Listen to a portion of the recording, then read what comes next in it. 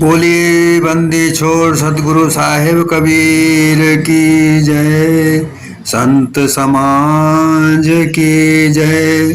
भक्त जनों की जय।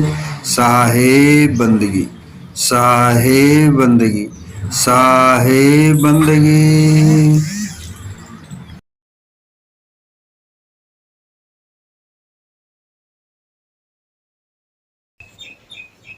सतगुरु कबीर बीजक साखी प्रकरण साखी 270। विरहन साजी आरती दर्शन देहु राम। मुँह दर्शन देहुगे तो आवे कोने काम।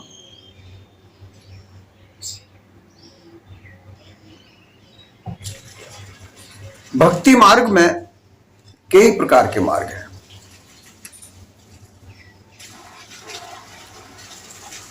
इतने प्रकार के मार्ग हैं कि जिनकी गिनती नहीं की जा सकती।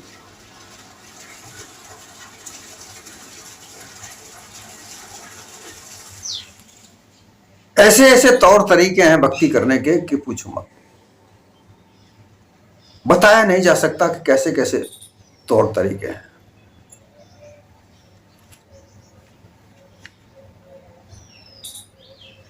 सतगुरु कबीर ने यह साखी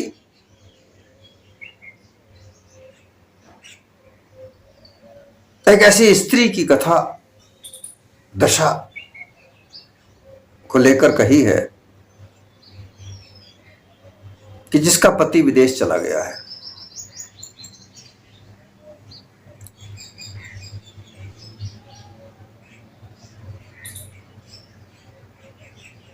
अब वो उसके आने का इंतजार कर रही है।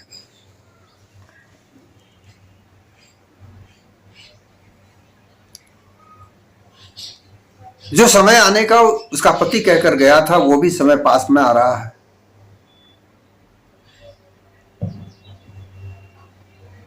तो बड़े चाव से उसके स्वागत में कई कई तरह की तैयारियां कर रही है।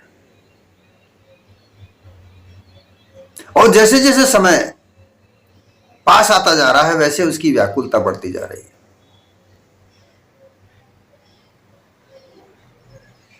उसके अंतर आत्मा में, उसके अंतर हृदय में विचार उठते हैं कि हे पतिदेव, आप जल्दी आइए। और अगर आपकी मिलने की चाह में अगर मेरे प्राण निकल जाएंगे तो क्या मरने के बाद किस काम के। आपके विरह में, आपके मिलने के लिए मैं बड़ी तड़प रही हूं। मेरे प्राण बड़े व्याकुल हो रहे हैं। आप जल्दी आइए। ऐसा ना हो कि आपके इंतजार करते मेरे प्राण पखेरु निकल जाए तो फिर मेरे दर्शन करने की क्या फायदा। कोई लाभ नहीं होगा। क्या काम, कौन है काम, क्या काम है, कोई काम आने वाले नहीं। दर्शन तो मुझे प्राण रहते हुए ही हो जाए, ये मैं। ऐसा वो सोचकर वो विरहीन अपने पति के इंतजार में बड़ी बड़ी बातें करती है, बड़ी साज तैयार करती है, बड़ी तैयारी करती है, सजती है, संवरती है।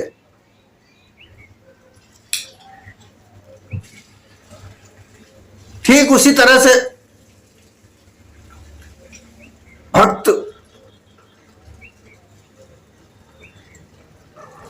जो सरगुण भक्ति, निर्गुण भक्ति करने वाले लोग हैं, मंदिरों में जाते हैं, मस्जिदों में जाते हैं, गुरुद्वाराओं में जाते हैं, गिरजाघरों में जाते हैं। वहां जाकर के अपने अपने इष्ट से प्रार्थना करते हैं।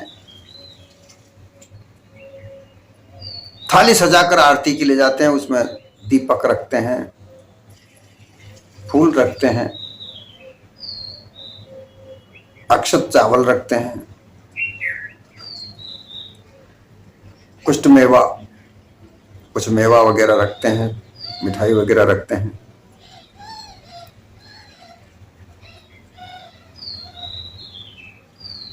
वहां मंदिर में ले जाने के लिए एक छोटी सी टोकरी भी मिलती है। उस टोकरी को सजा करके वो लेकर जाती हैं। कई औरतें थाली में रखकर उसके ऊपर कपड़ा ढककर ले जाती हैं। वहां जाकर उस मूर्ति, जो भी मूर्ति होती है,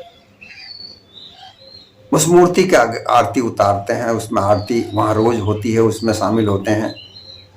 ये प्रार्थना करते हैं कि हमें दर्शन दीजिए।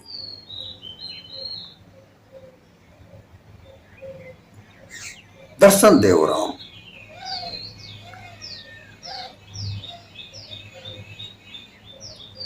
ज्यादातर सभी लोग राम राम का प्रयोग करते हैं। सुबह उठते हैं, अभिवादन एक दूसरे को करते हैं तो राम राम साहब, मारवाड़ में राम राम शाह,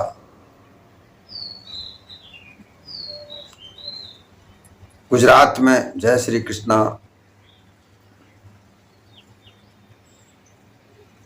ऐसे अलग अलग भारत के अलग अलग भागों में अभिवादन के कई कई नाम है, वो करते हैं। यहां बात सामने यह आती है कि उस बिरहन की तरह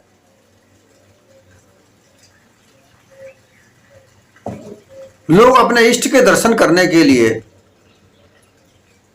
प्रार्थनाएं करते हैं। रोज शाम सवेरे आरती सजाते हैं, उतारते हैं।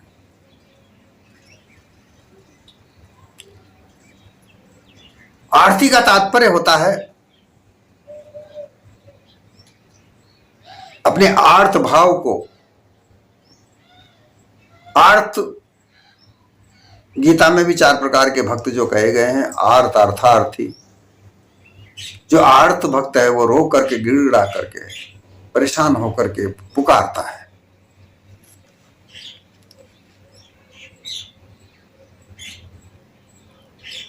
जो हाथी का किस्सा जो बताया जाता है वो आर्त भक्त का बताया जाता है कि वो गज के चंगुल में फंस गया। गज जो था ग्राहक के चंगुल में फंस गया, उसको मगर खींचकर पानी में ले जा रहा था। ऐसी मनगढ़ंत एक कहानी बनाई गई है। उस कहानी के आधार पर लोग उस कहानी को सुनकर, और वो इतनी प्रसारित है वह कहानी कि उसको सुनकर लोग संवेदनशील होते हैं। क्या हा हा, पशुओं को भी ईश्वर ने बचाया। अरे भाई, एक को बचाए, एक को तो मारा। बचाया कहां? बचाया जाना तो जब कहा जाता, जब दोनों को बचाया जाता। लेकिन एक को मारा, एक को बचाया, तो ये बचाना कहां हुआ? ईश्वर था, उसके लिए तो दोनों प्रिय थे। तो ये मनगढ़ंत कहानियां, इसमें उसको हाथी को तो दर्जा दे दिया गया आर्त भक्त का। आर्त का तात्पर्य विलाप करते हुए, रोते हुए, गिड़गिड़ाते हुए, परेशानी में, घोर संकट में फंसा हुआ, परेशान होकर जब ईश्वर को, किसी अपने इष्ट को पुकारता है तो वह आर्त भक्त कहलाता है।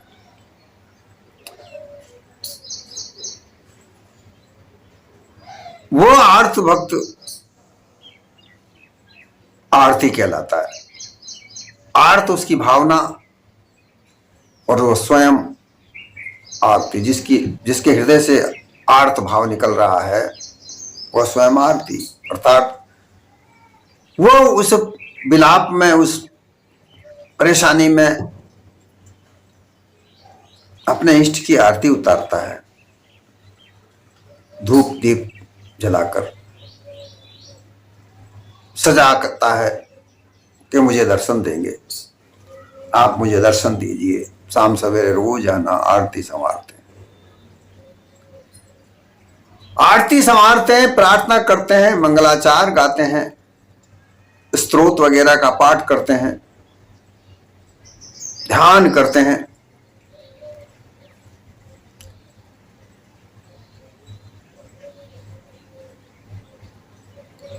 उनके गुरुआ प्रपंचियों ने, जिन्होंने मतपंथ चला रखे हैं, उन्होंने ऐसा उनके दिमाग में, दिमाग में भर रखा है, हृदय में ऐसा जड़ाध्यास भर रखा है, जमा रखा है कि उनके दर्शन मात्र से तुम्हारे सारे संकट दूर हो जाएंगे।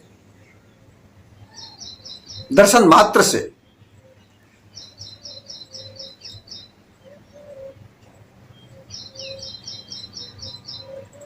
अब मुझे ये समझ नहीं आता कि दर्शन मात्र से, दर्शन करने से मात्र सब संकट कैसे दूर हो जाएंगे। नहीं हो सकते। संकट तो दूर जब होंगे जब उस संकट का कोई इलाज होगा। इलाज दर्शन नहीं है।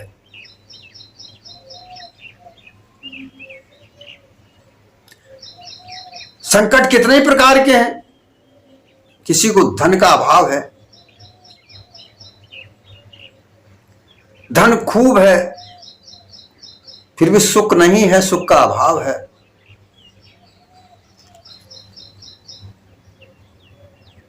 स्त्री नहीं है, धन धान्य से घर भरा पड़ा है लेकिन उसकी शादी नहीं हो पा रही है।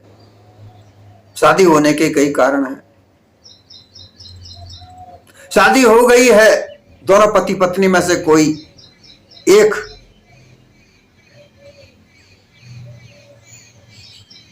असमर्थ है।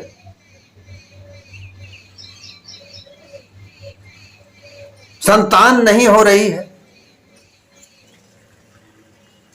संतान हो गई है तो संतान बदचलनी हो गई है।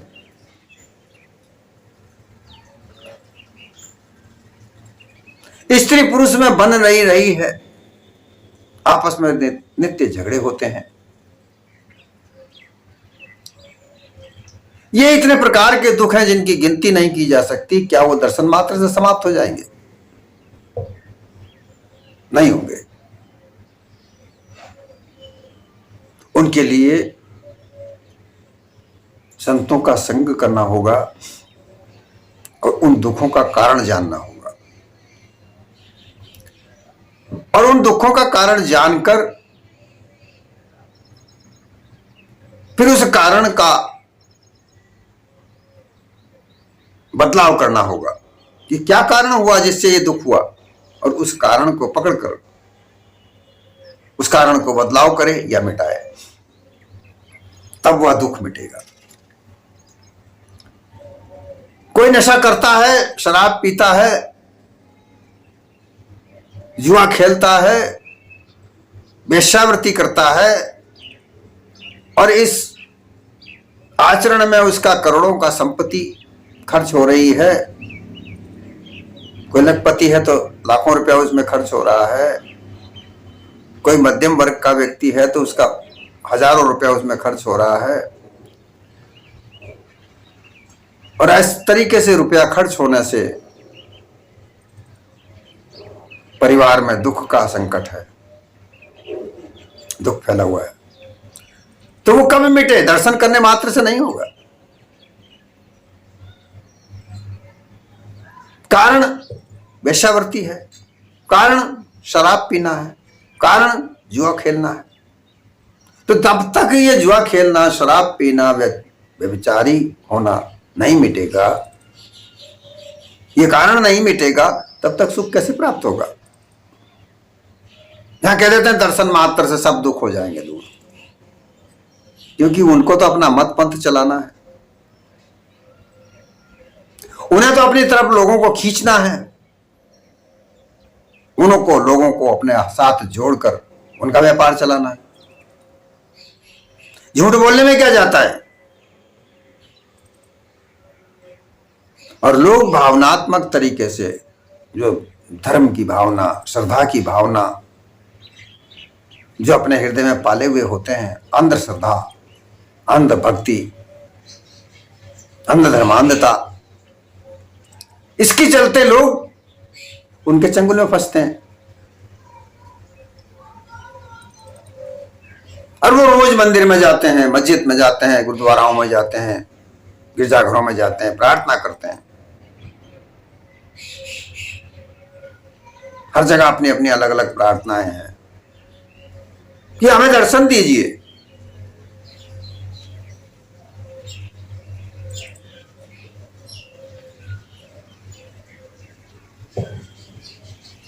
रामानंद जी का चलाया हुआ एक पंथ है प्रेमा भक्ति। इसमें औरतें बन जाते हैं, लोग औरतों का साजो श्रृंगार धारण करते हैं, कपड़े औरतों का पहनते हैं, नाम भी औरतों का रख लेते हैं। वो औरतें अपने झुंड में बनकर ईश्वर को पति मानकर उसकी प्रार्थना आराधना करते हैं। जिस तरीके से वह विरहन पति विदेश जाने पर विरह की आग में जलती है, उसी तरह से वो औरतें बने हुए पुरुष पति से मिलने के लिए व्याकुल होते हैं, तड़पते हैं, नाम तक औरतों का रखते हैं।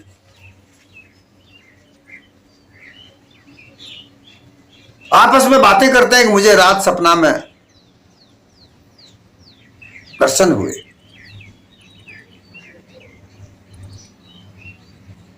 लेकिन मुझे साक्षात्कार में कब दर्शन होंगे?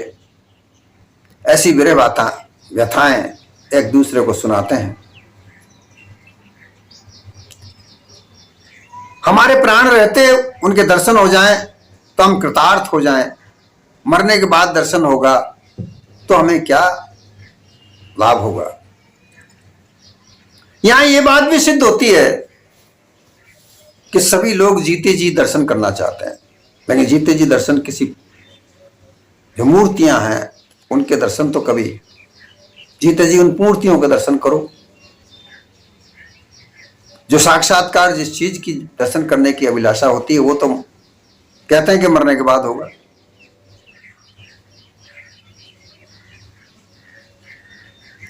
जब बार बार उनसे कहा जाता है कि भाई हमें मूर्ति के तो दर्शन हम रोज कर रहे हैं, हम जो अभिलाषा रखते हैं कि हमें ये दर्शन दें, तो ये दर्शन कब होंगे?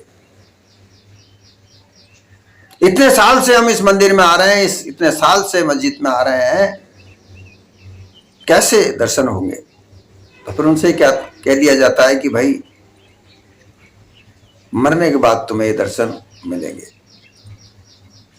जीते जी तो नहीं मिलते।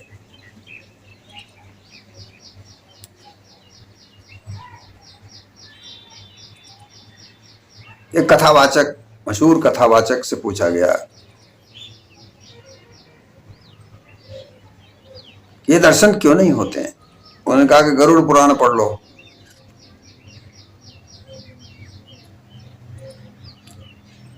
इतने इतने शास्त्र लिख रखे हैं दिलासा देने के लिए कि उन शास्त्रों में गुम जाते हैं और यह अध्यास बन जाता है कि हां मरने के बाद मुझे दर्शन होंगे, और वो उसी अभिलाषा में लगे रहते हैं, करते रहते हैं भक्ति।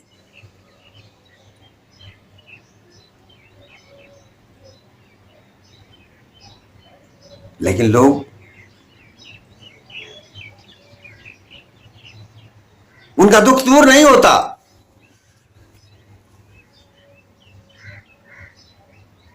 उनको दिलासा दिया जाता है, वही है वही जो राम रचि राखा,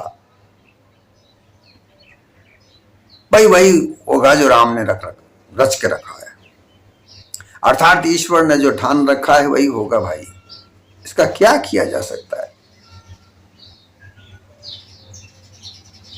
और जो अपने मत पंथ का व्यापार चला रहे हैं उनके यहां तो किसी प्रकार का कोई परेशानी नहीं है।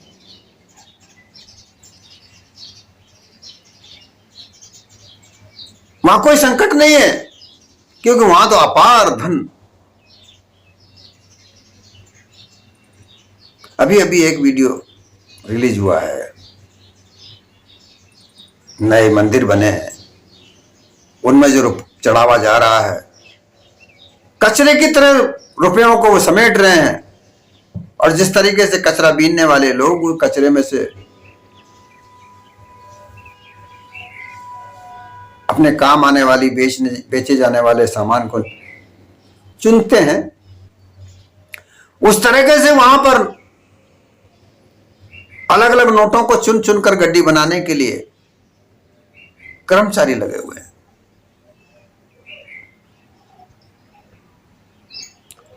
और नोट ऐसे पड़े हैं जैसे तो कोई कचरे का ढेर पड़ा है।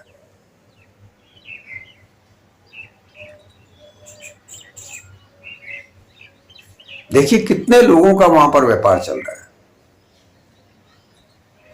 अभी अभी वीडियो एक रिलीज हुआ है। लेकिन लोग अंधधर्म श्रद्धा, अंधश्रद्धा,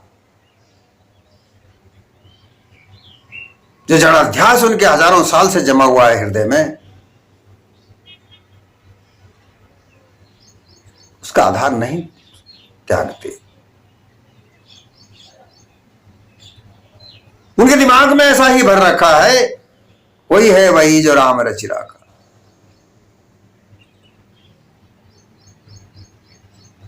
तो तुम्हारे लिए वो व्यापार बनाना रच रखा है, और जो भक्त हैं उनको बस दिलासा दिलाना रच रखा है। भक्तों को तो केवल दिलासा कि वही है वही जो राम रचि राखा। और तुम्हारे लिए धन का व्यापार खूब चले। ये अंधश्रद्धाएं हजारों साल से लोगों को गुमराह कर रही है। और यही गुमराह लोग ये कहते हैं कि हमें दर्शन हो जाए, मरने के बाद दर्शन किस काम के। अर्थात वो ये भी जानते हैं कि मरने के बाद दर्शन होगा तो किस काम का, लेकिन उनको दिलासा देते हैं कि तुम्हें मरने के बाद दर्शन होगा।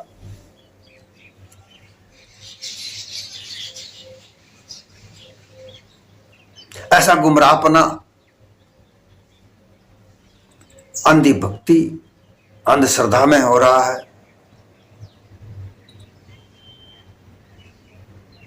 इसे दूर करना आवश्यक है। यही एक कारण है दुखों का।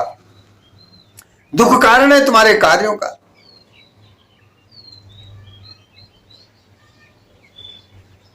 दुख कारण तो पाप है। पाप क्रिया से होए जो दुख तुम्हारे जीवन में आते हैं वो पापों से आता है।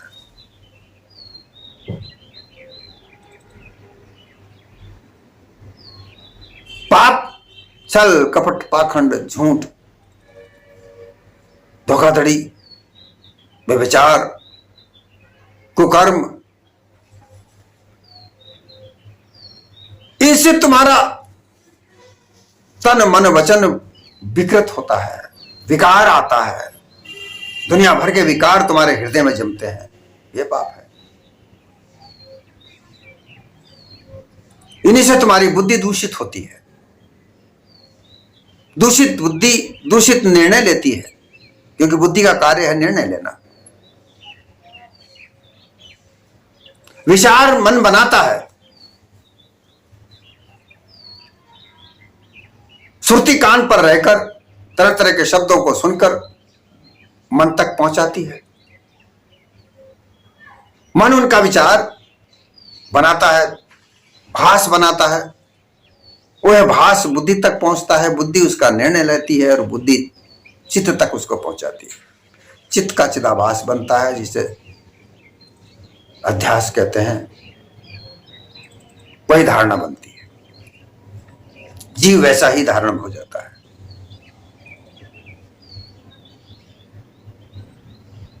तो अपने अपने कार्य को करने के लिए ज्यादातर छल कपट पाखंड मिथ्या धोखाधड़ी व्यभिचार चोरी जारी हिंसा, इनका आधार लेकर कार्य किए जा रहे हैं।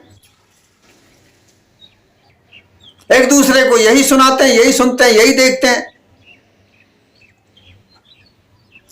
इन्हीं का भास मन तक पहुंचता है और यही भास बुद्धि में विकार आता है, क्योंकि बुद्धि भी वैसा ही सोचने लगती है। जब बुद्धि वैसा ही सोचने लगती है तो वो निर्णय भी वैसा ही देगी। भ्रमित बुद्धि है, संशयात्मक बुद्धि है, वैसा ही वो निर्णय देगी। और वही निर्णय चित्त तक पहुंचेगा। चित्त भंग रहता है तो फिर अध्यास क्या बनेगा? अध्यास भी वैसा ही बनेगा और वही अध्यास जीव का आधार बनता है। तो जो पाप बना वो क्रिया से बना, कारण कर्म से बना। तो हमारे कर्म ही ऐसे होंगे जो मिथ्या के आधार पर हैं, जहां लोभ लालच है, काम है, क्रोध है,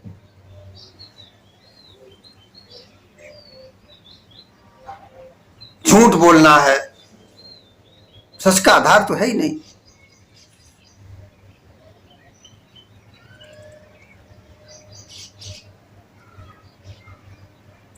तब संतों ने कहा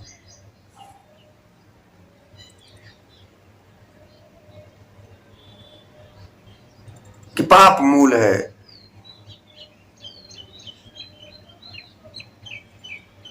पाप मिथ्या से बने,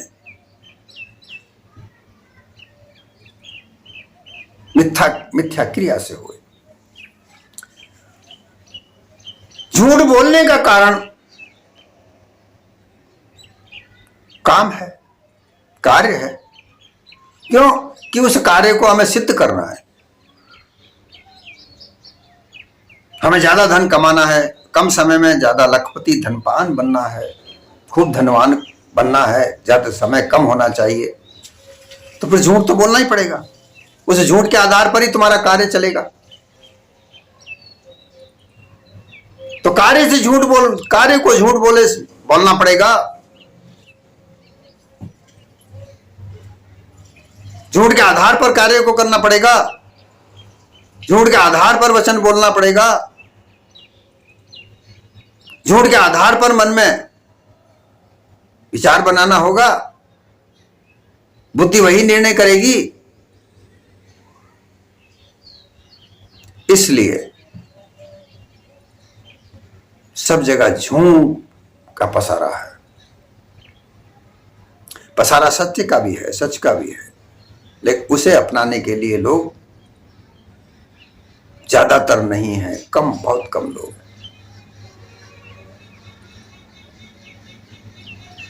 हैं अवश्य, क्योंकि सच के आधार पर ही ये संसार चलता है, मिथ्या के आधार पर नहीं। अगर मिथ्या के आधार पर ही अगर ये देश चलने लगा तो देश नहीं रहेगा।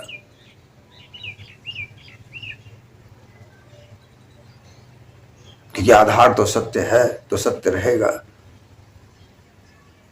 जो भी वस्तुएं सामने आती हैं सत्य के आधार पर आती है, लेकिन उनका उपयोग लोग मिथ्या के आधार पर करते हैं। व्यवस्थाएं बनती हैं, वस्तुएं बनती हैं, सब सत्य के आधार पर बनती हैं, लेकिन उनका उपयोग मिथ्या के आधार पर होने लगता है।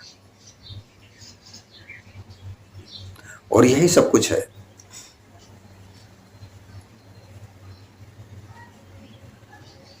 आप किस तरफ जाना चाहते हैं यह तुम्हारे ऊपर निर्भर करता है, और इसके लिए किसी दर्शन की आवश्यकता नहीं।